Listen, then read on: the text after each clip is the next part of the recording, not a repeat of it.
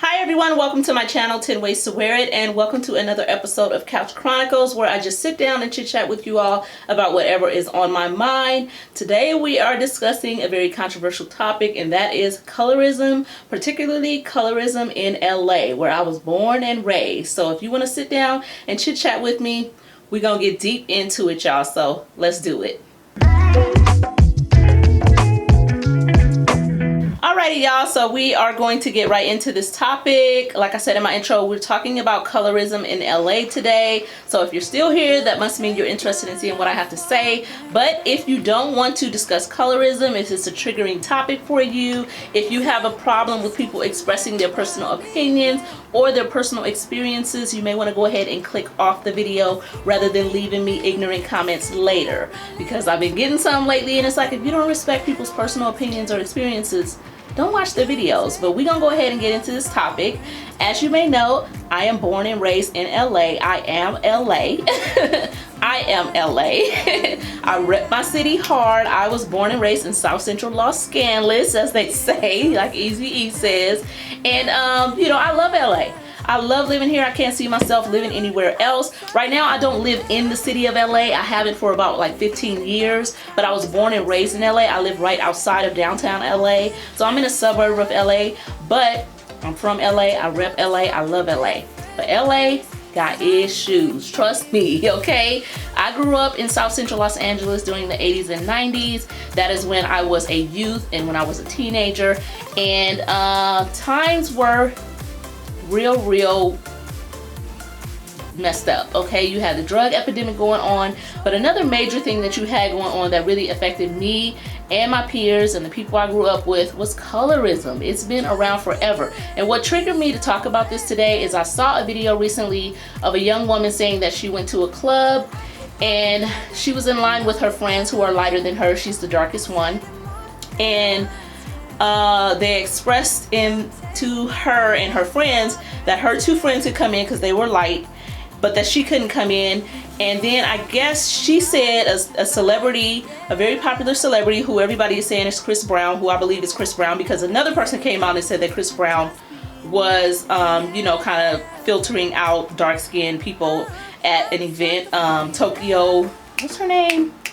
I forgot her name. Something Tokyo. She's on Love and Hip Hop, but she came out and said Chris Brown likes to filter out dark girls when he's at clubs and stuff like that. But anyway, everybody came out and said it was Chris Brown, who basically said no darkies in the club where he was. He didn't want to see any dark girls around. Like it's like it ain't enough for you not to be by me. I don't even want to see you. Okay, that's how much he don't want dark women around him, okay? So it runs real deep with him, clearly. But that's what triggered me to talk about this, seeing her video, seeing her talk about, you know, how they didn't want to let her in the club because he didn't want dark-skinned girls in the club. I have experienced that very thing. It wasn't a celebrity, but it was the bouncers of the club. And I'll get into that a little bit later. But what I want to say, growing up in LA, colorism was a major thing. When I think of every insult that I had thrown at me as a young person, as a young girl, about 20% was fat, okay, because I was a chunky girl, you know, I was a husky girl.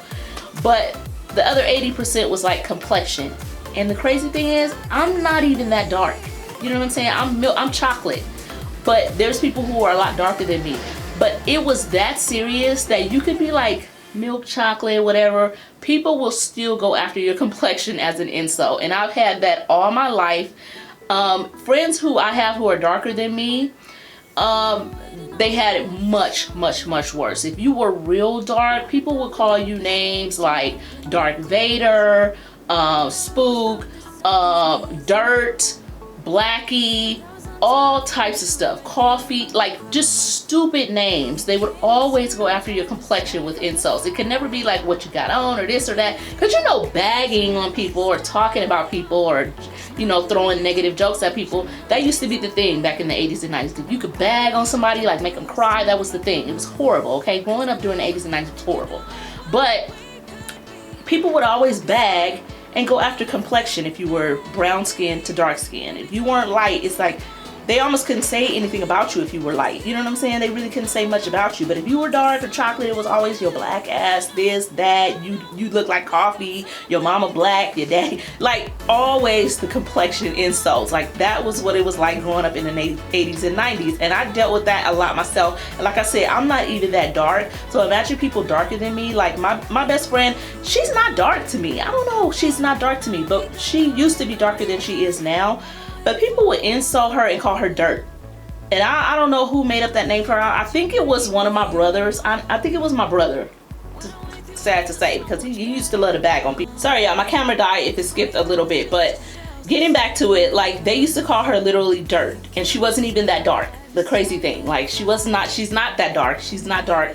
And it's just like, but if you were darker than a paper bag, that's what people would go after. It was always your complexion. That was what it was like growing up in the 80s and 90s. There was so much colorism. Like boys chased after you if you were light.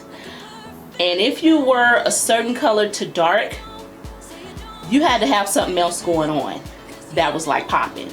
Your hair had to be long. You had to, you know, like your parent had to be picking you up in a Lexus. Like it was so vain and shallow and broken and damaged growing up in the 80s and 90s. Not only because so many of the parents were addicted to drugs or out there on drugs and alcohol, because that was like the major part of the drug epidemic during that time, but people was just so broken. And so growing up during that time, I just remember feeling like, gosh, what is the problem being dark? Like you just could not figure it out for nothing. So another thing that kind of lets you know that being dark wasn't the thing during the time when I was growing up was what you saw on TV. Most of the TV shows and most of like the music videos, which music videos, MTV was huge when I was growing up. VH1, that's what everybody was into. Oh, have you seen this new video? Oh, have you seen such and such new video? It was all about the videos. And if you didn't have cable, you was ish. That's the shallow mindset people have. You didn't have cable, which we didn't have cable for a long time. Okay, we watched channels 2 through 13 for many, many years of my childhood because my grandmother could not afford that. I was a granny's girl and, you know, granny living on a budget, whatever. We didn't have cable for many, many years. But it was all about the MTV videos and such video and this and that. But you would look at the videos and you would rarely see dark-skinned girls in the videos, and you would rarely see dark-skinned actresses on TV and stuff like that. You would always see like lighter skin. And so that further promoted the beauty standard during those times, that the beauty standard was to be light or to be at least a certain degree of light or lighter. You know, I'm gonna go and grab my iced coffee. Okay, if you wasn't milky like this coffee, you feel me? Which, you know, this is definitely not any type of pursuit or charge towards light-skinned people, because I have a ton of light-skinned people in my family. They are the most beautiful people and kind people you would ever want to know, and they don't have an attitude of privilege or anything like that. Okay, my cousins and stuff, my aunt, they don't have that. But growing up, the perception was if you were light, you know, life was a little bit easier. And that's just keeping it real. Maybe it was hard in some areas because if you're black, you're black. But if you're lighter of complexion, it did kind of make things a little bit easier sometimes. And it definitely made you more acceptable as far as the beauty standards go. You know what I'm saying? You could be not so well put together, but still be perceived as more attractive than a darker skinned girl who has everything put together. And, you know, that's just the way it was. That's not me trying to say anything about light skinned people. That's just the way it was. And growing up during that time, it made it a lot harder when you're trying to like develop your self-esteem and develop your self-image and how you see yourself. It really made it challenging because you're not seeing yourself portrayed as beautiful on TV. You're not seeing yourself portrayed as beautiful in real life because boys are insulting you constantly with your complexion. Other girls are insulting you with your complexion. Everybody's insulting each other with complexion. Black ass this, that, you ugly, you dark, you this, you that, darky, blacky, Dark Vader, whatever. So you're seeing all that every day. You're seeing what you're seeing on TV, so you're not being portrayed as beautiful there. So all you have is what you're getting at home. And honestly, you know, if you're not getting that constant reaffirmation at home, which, you know, it's hard to do when a parent or a grandparent is spread thin amongst a lot of grandchildren and a lot of other things, it's hard to give all of that. So if you're not getting that, you don't have that extra reinforcement of your self-image and your self-beauty. And so it really does make you struggle. And I struggled a lot. I can imagine girls darker than me struggled a lot.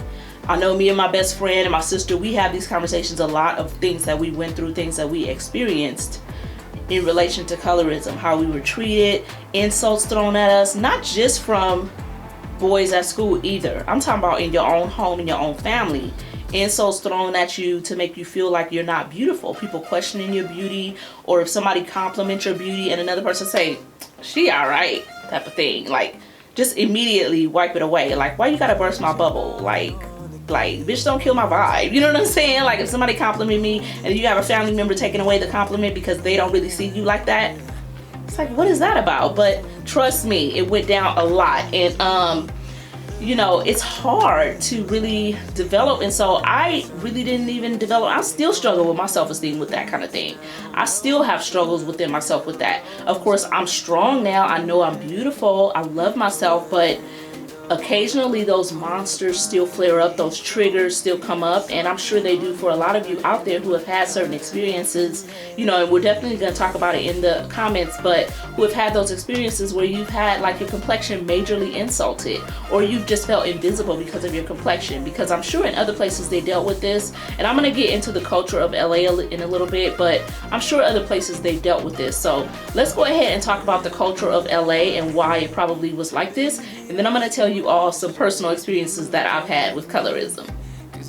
So getting into like the culture of Hollywood and LA and why it's colorist, I really think that it goes back to, you know, the whole standard of beauty dating all the way back. And I don't want to get into all of that, but we all know that historically the standard of beauty has always been the closer your features are to white, including your complexion, the more beautiful you are deemed. And also it's always been the perception, you know, down from slavery, that the closer your skin is to white, the more feminine you are, the more of a softer being you are, and that the darker your complexion is, the more you're viewed as a harder figure, a harder person, harder woman. You're not viewed as feminine as a lighter skinned woman. And so, you know, you're not the ideal woman that people want to see on screen and things like that. And so all of that kind of filters down into what we see on TV, what we hear on the radio, or you hear a lot of people rapping about red bones and this and that, and that's what they want, which is their preference. They have a right to that. They have an absolute right to that, and I would never be mad about somebody else choosing what they want to choose. What does bother me is when it starts to affect how I'm treated in everyday society. But that's kind of been the culture, and that's been filtered down from history, honey. We can go all the way back and go deep into that, but I don't want to get all into that because I've tried to keep these videos around like 25 minutes. But I do want to read something that Zendaya, the actress, recently said. Well, this interview is about a couple of years old, about 2 years old, but she said she herself has addressed this as she openly admitted to have, quote, have a bit of a privilege compared to my darker skinned brothers and sisters, and she's referencing in her acting career due to having light skin. And she also said, if I get put in a position because of the color of my skin where people will listen to me, then I should use that privilege the right way. So she's expressing the fact that being an actress and being of lighter complexion, she knows that she has privilege, even though she's of mixed race, or a lot of people consider her to be black. She's expressing that being lighter skinned does come with its privileges, and we all know that. So, you know, just thinking of LA culture and Hollywood culture, because when you think of LA, you cannot really think of LA without thinking of Hollywood, movies, that whole type of genre. It's all there, and it all filters down from movies, you know, sitcoms, videos, music, all of it kind of connects. It's all like dots connected, and everything kind of filters into the other things. And that's why, you know, during the 80s and 90s, of course rappers were not gonna have, you know, dark-skinned chicks all in their videos. They may have one over in the corner, but they ain't about to have the video litter with them or anything like that, because that wouldn't be the image that they want to put forward in the Hollywood genre. Now, that's not saying all videos or all people were coming from LA, but when you think of like MTV, VH1, and so forth, those are all kind of formulated in the Hollywood genre area. And so it all filters down into that. So that's basically like what the culture has been. It filters down from history, from what we've experienced in history, that lighter is better, lighter is prettier, lighter is softer, and so forth. And that's just the way it is, and that's the way it was. Is it starting to get better? I don't know. Will it get better? I don't know. Because when you hear stories like what the young lady said of being told no darkies by a major celebrity, the fact that he just openly expressed no darkies, he said what a lot of these dudes in the industry think. You know, he just happened to let it come out of his mouth. No darkies. I don't want to see no black girl up in here like that. No. Either racially ambiguous, light skin, but no darkies. That's basically what she said he said. And that's also what Tokyo, I gotta figure out her name by the end of this video. But that's what she said he was doing also. You know, that he just didn't want any dark girls around. But to me, Chris Brown basically said what a lot of these rappers and industry people think. They don't even want dark skinned chicks around them because they don't even view that dark skin as beautiful. So it's like, why would I want around me what I consider to be the best of the best, the most beautiful of the most beautiful around me. That's what they want in their environment. So if they don't even see dark skin as beautiful, of course, it's like, I don't want you around. Like, push all these dark girls up out of here. Like, he said what a lot of them think, unfortunately. And, you know, this whole colorist thing is so, the roots of it are so deep, and it runs so deep that I don't know if it'll ever really get better. Like, I think so many people, particularly I'm speaking on the black community, are colorists and they don't even really know it. Like, I've seen people see like a lighter skinned baby and they just like fall apart. Like, oh my God, they're so beautiful. But it really is, the beauty is in relation to their complexion and their hair texture. And so a dark skinned baby doesn't get that same, you know, fall apart beauty, I'm melting, you are just everything type of feel. I've seen that literally, like, and it's just so interesting to me. I've seen people damn near reject their own baby because he or she is not light, or didn't come out as light as they wanted, or with light eyes, or, yes, it's real and it's like sickening, but it's the truth. Like, it runs deep AF, and it's just sad. You know, it's sad for our youth because they're still struggling majorly with, you know, colorism. You see it all over like these platforms like TikTok, and that's why I don't mess with TikTok. If y'all ever trying to look for me on TikTok, I don't have a TikTok because that is just like a plethora and a cesspool of colorism, racism, and I just cannot deal. I don't want, I already have them leaving, racists leaving and colorists leaving nasty comments. I got a comment today saying, why is your skin the color of poop? Yes, okay, Kim Reyes, I read your comment, ho. But yeah, I did. I'm calling that hoe out. And then she like erased it or did something funny with the comment like a coward. But I get those kind of comments, you know, where people are attacking your complexion and leaving you nasty comments. So I know I'm not trying to deal with no TikTok because I will be on there like, I'm real. Like I said, I'm from South Central Los Angeles. I will cuss you out faster. Okay, y'all, you know, I ain't trying to, you know, yes, I'm trying to hold up an image, but at the same time, I'm a person and I will match your energy. But I'm saying all that to say, you know, I'm just not trying to deal with these platforms because a lot of them are just like cesspools for colorists and racists, and you just see so much of it. And I'm protective of my energy, and you know, I just can't deal.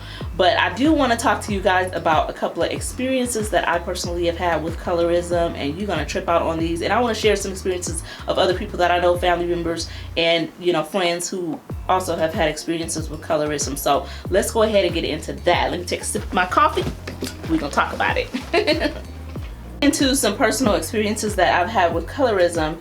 The first I want to talk about goes back to the story of the young lady dealing with the Chris Brown issue, or possibly Chris Brown, but everybody said it's him. But when she was at the club and they denied her entry because she's dark. I experienced that very thing. There used to be a really popular club during the early 2000s called the Century Club, and I remember going there, And I remember the bouncer going through the line, picking out, like pulling out of the line, like taking apart the rope, because it was like ropes, taking them open to bring out lighter skin or mixed race or racially ambiguous girls out of the line, and leaving everybody else to kind of wait in the line. And it was like cold out there, but you know, when you're young and you trying to go shake your booty, you don't really feel the cold like that. But anyway, I just remember thinking, like, what the fuck is he doing? Like, he literally is going past people to the back of the line, like, to get people just because they look a certain way. And it became obvious, the pattern of who he was pulling out became, like, really, really obvious. And then he got to me and a couple of my friends and tried to do that. And, like, a couple of us were dark, a couple of us were, like, you know, lighter. And, of course, we real friends, unlike that girl's friends who actually went into the club or stayed in the club while she was told no darkies and kicked out. I don't know what kind of friends do that. Like, that's some BS right there. Like, that would be the last time you ever hear from me. Like, that's not a friend if they would do that. They would separate from you like that just to be around Chris Brown, who is an open colorist. No, that's just whatever. But, you know, he tried to do that, and we were just like, when he opened the road, it's like, we out of here, girl. Like, who the hell about to sit up here and get picked over like you a damn bowl of fruit, and he picking for the good fruit and the rotten, leaving the rotten fruit? No. Like, what the hell? I'm gonna sit here and wait to get chosen, or wait to the end and y'all let everybody in or whatever, or fill it up how you want to in there and then have us in the back?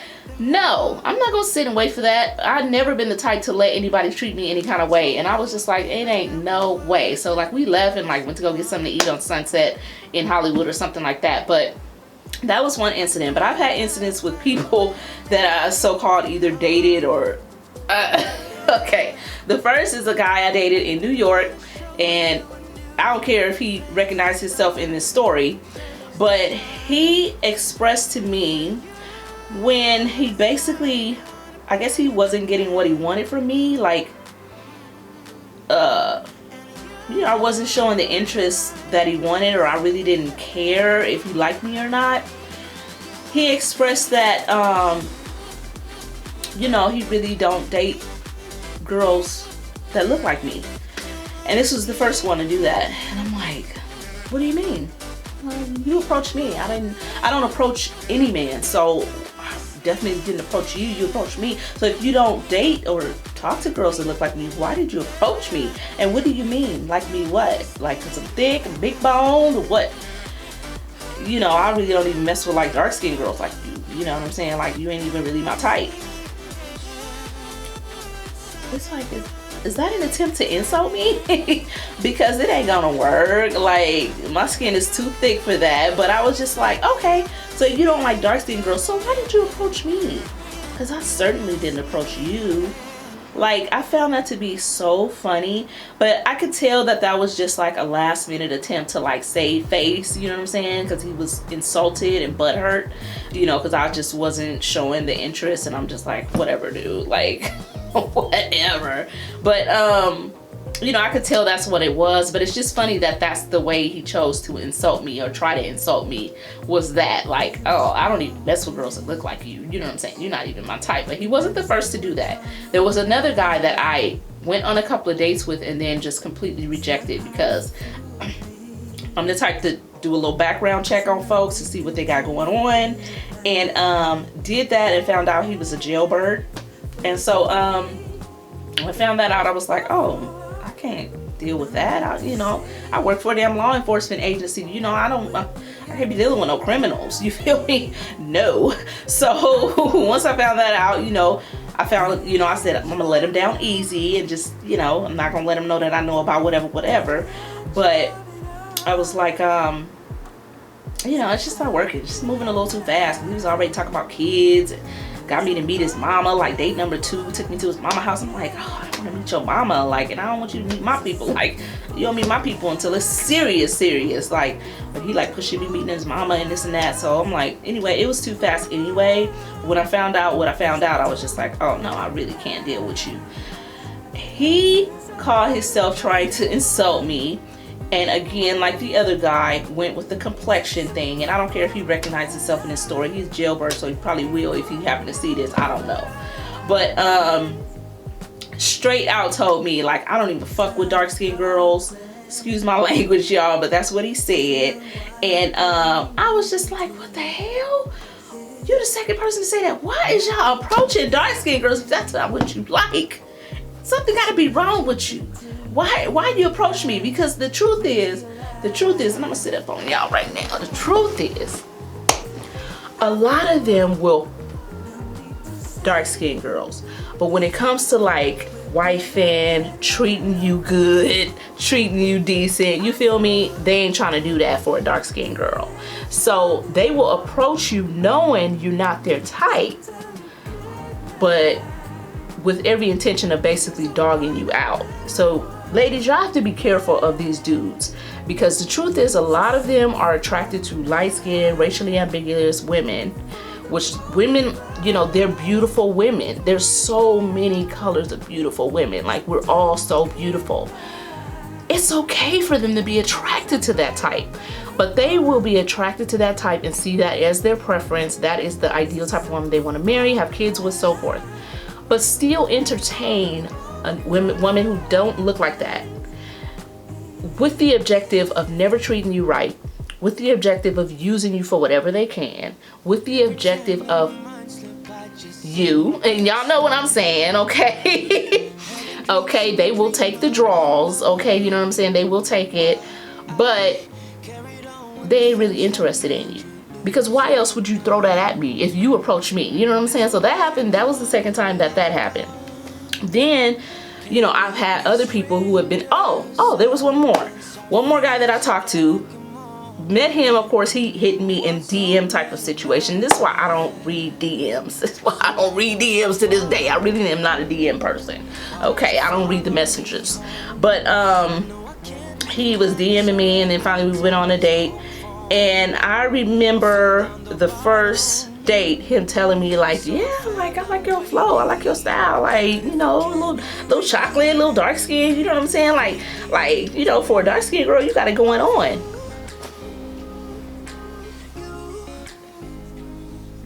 If that ain't the most backhanded freaking compliment ever, you're basically letting me know who you are while trying to give me a compliment, which shows not only are you an idiot, but you're a colorist, okay? And I don't need to deal with you. But I have heard from other people who have received that same type of backhanded compliment. Like, oh, you cute for a dark skinned girl. My best friend had someone say that to her. You know, it's like, what is that about? But like I said, the colorism is so deep rooted in a lot of these dudes that they can't even help themselves. That's how a compliment comes out. Like, they still got to reference your color in everything. You know what I'm saying? So it really is sad. But besides myself, I know other people who have had similar experiences. My own sister has had an experience where she dated somebody and then he basically told her he don't even mess with, you know, dark skinned girls or black girls that look black, basically. And after, you know, pursuing her, basically, you pursued me, you know what I'm saying? My sister has dealt with that as well. She's also dealt with situations where, you know, she's been insulted by her complexion throughout our entire lives. And like I said, neither one of us are really that dark, so imagine somebody darker than us, what they deal with. But it's just so many stories I could tell you guys of myself and different people who have experienced colorism in our day-to-day lives. And to know that it's still going on even from my youth to now, like the youth now are dealing with it even more, I'd say. It really is just sad. It's sad. And I don't know what we can do to fix it. I just know that if you're raising young girls, you really are gonna have to start early. If they are chocolate, no matter how they look, if they're light, you gotta make your young girls so confident and so strong these days, because it's a brutal world out there, y'all. It's a brutal world for all of us. But I think it's a little bit more twisted for those of us who are of darker complexion. And I'm sure this goes across other races as well. I had a friend growing up. I've always had really close Latina friends. You know, yo hablo un poco de español. But I've always had really close Latina friends. And I have some that are darker complexion. I had a really close friend in elementary and junior high named Iris. I'm trying to roll my R. Iris. I-R-I-S. That was her name. Can't even roll my R's anymore like I used to. But she was dark, and they used to call her negra, you know, negra, negrita, stuff like that. So, you know, I'm sure it goes across other races and so forth, you know, that the colorism issue. But, you know, I can only speak from my own experiences as a black woman, and it's been crazy. But thank God for personal growth. Thank God for self-love. thank God for strength and just beauty and feeling good, because a girl is ready, okay? She's ready. Alrighty, so last little thing I want to say, that personally, you know, I still have the desire to have kids, and if I were to have a little chocolate little baby girl, these are the things that I would do to kind of start building her up. Because I think you have to prepare your kids for stuff like this. You have to prepare them. You want to make the world seem so beautiful and happy for kids and this and that. But I think the way we're living these day and age, you have to prepare your kids for certain things. You got to prepare them for racism. You got to prepare them for colorism within their own race. And there's other things you got to prepare them for. And so what I would do, definitely positive affirmations every day. Telling your kids they're beautiful. Telling your kids, you know, male and female, that, you know, just positive things about them, physically, mentally. You're smart, you're beautiful. I always think about the movie The Help, where she kept telling the little girl, you are smart, you is important, you is beautiful, you know, and that little girl really memorized that speech, you know, and that's something she could keep with her when the lady got fired. But positive affirmations every day is what I would do with my daughter from the time she's like 1 year old. Honestly, you gotta start real young these days. But also prepare them for insults. So when they get to a certain age, I will start talking to them about possible insults that may come their way and how to deal with them, because I never really got those conversations. And so some of the insults, I think they wouldn't have run as deep for me if I had been prepared for them. If somebody had told me, like, you know, if somebody says this about you, you say this and you know that it's not true. You know what I'm saying? Like, specifically tell me the negative things so I can be prepared. You have to prepare kids these days. You know, let them know people might say this, but this is what's true. Because it's almost like when you're only giving them the good, they're not really prepared for the bad. So prepare them for that. Also, you know, try as much as you can to feed them positive images of darker skinned people that look like them. And I'm speaking specifically of dark skin, but this can apply to definitely to anybody. So please, nobody out there feel offended or left out, because this can apply to every child out there. Mixed children, racially ambiguous children, light-skinned children. Everybody should see positive images of people who look like them on TV, you know, in their dolls, in their books that they read, everything. It's good for them. And I would definitely do my best to do that. Buy books that have, you know, dark-skinned chocolate children in it, chocolate mom and dad. You know, I would want them to see that, to have those positive images of people that look like them, because a lot of us growing up did not have that. And it really does make a difference when you see that in your everyday life. It makes you feel better about yourself. It makes you feel more accepted, that you're a part of society, and people who look like you are a real part of society. Even though you know you are, it's just nice to see it somewhere. Whether it's on TV, whether it's in videos, whatever. It's nice to see it. So I would definitely seek that out for my child. What else would I do? What would you guys do if you have a darker skinned child, or if you were to have one? If you're a parent out there, what do you do to prepare your children for stuff like this? Like for colorism and stuff like that. What do you tell them? What do you show them? Like, how do you prepare them for what's out there in the world? I really would love to know, because as a person who doesn't have any kids and has the hope to have kids, I'd love to get as much advice as I can on that, because, you know, you just want to be ready, because life is hard and nobody needs to be dealing with feeling like they're not beautiful because of the color of their skin. But you know, I kind of drifted off from the LA thing, talking about colorism, but just going back to LA before I wrap up the video, you know, LA is definitely a beautiful place to live. And when I say LA, I mean all the cities that are associated with LA County, I guess you could say. It's a nice place to live. It's not perfect. You know, we got crime out here, we got gangs, we still got all kind of stuff. We got homelessness, major homelessness. We got a lot of mental illness. There's a lot of that out there, but overall, I'd say I wouldn't change anything about my childhood as far as growing up where I grew up. I loved growing up in LA. You know, we went to the beach on weekends. We did what we needed to do. Like, I had a pretty decent childhood despite what I'm talking about in this video. But as far as that ugly underbelly of LA, colorism is major here. So when I heard that story about that young lady being rejected from a club by a celebrity because of her complexion, was I surprised? No way. No way. When she said it was a club in Hollywood, I'm like, girl, that's been going on since I was, you know, turned 21. You know what I'm saying? Was going to clubs 2007, 2008. Girl, that's been going on for a long time, okay? Like, you know, early 2000s, them clubs were so colorist and ignorant out there. And it's like, if you didn't look mixed, they barely liked you if you was light-skinned black, you know what I'm saying? But if you didn't look like you was mixed with some curly type of hair, soft type of hair, something going on, they really wasn't trying to look at you twice, the dudes I'm talking about. And then in the clubs, they really didn't want you up in there like that.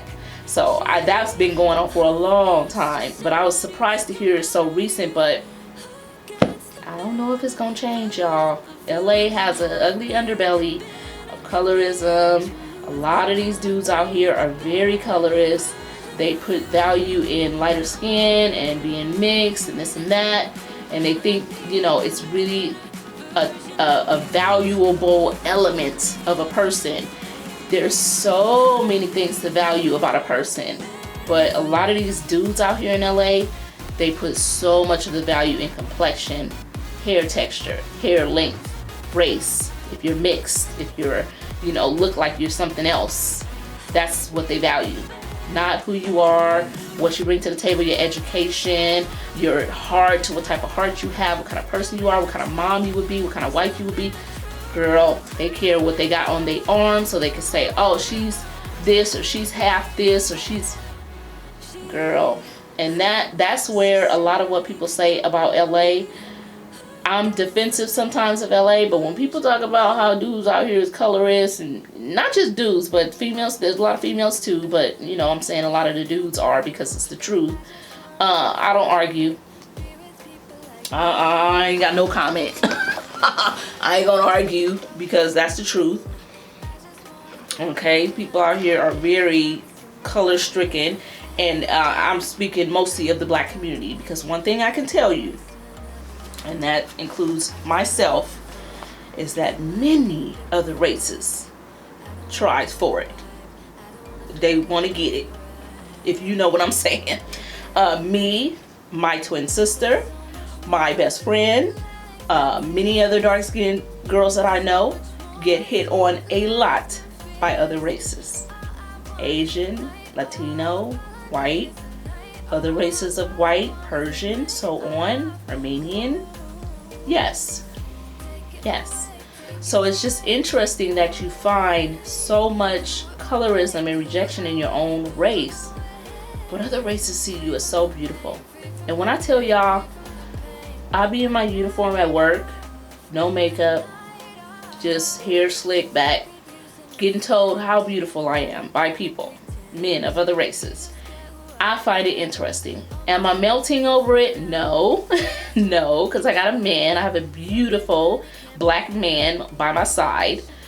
But I just find it interesting. It's interesting that you can get passed by all day from your own and never get a compliment. But others just, you are so pretty. I've never seen somebody doing this job as pretty as you. It's just interesting. Those are the compliments I get all the time, and I'm not lying or exaggerating, y'all. So it's just interesting how the dynamic is out here in Southern California and LA, because you see those patterns. And growing up, I definitely saw them, and I still see them now. And I just pray for our youth. I just pray for our youth. I pray for our young people, all of them. All of them, no matter what their race, no matter what their color. I pray for our young people, but I especially send up an extra prayer for young people who are dark, because the struggle is real in so many ways, and I hope that doesn't offend anybody, but the struggle is real in so many ways. But I really enjoyed sitting down talking with you guys about this controversial topic. And you know, I said my little disclaimer earlier, but I really hope this video didn't offend anybody. I know that colorism can extend across any race, and I know that colorism can go both directions. I know it can also go towards light-skinned people. Like I said, I have people in my family who are light, and they dealt with a lot of issues just because they were light. You know, people just hating on them, coming at them, want to fight them, want to jump them, this and that, because they're cute and light. We dealt with that too in our family, okay? And we a family. We a family. But yeah, I know it goes both ways, and I hope this video wasn't offensive to anybody. Just me talking about my experiences and my interpretation of how it is living in LA as far as the topic of colorism, and also speaking on the Chris Brown issue, alleged comment of no darkies that we all know is him. But because y'all know Chris Brown ain't dealing with nobody darker than this coffee right here.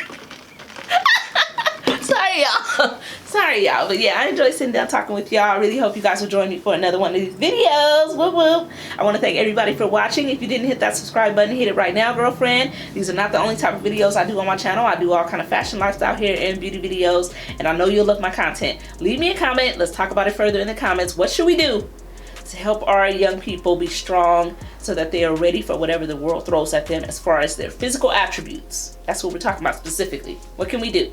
Let's talk about it. I love y'all. See you on the next one. Mwah.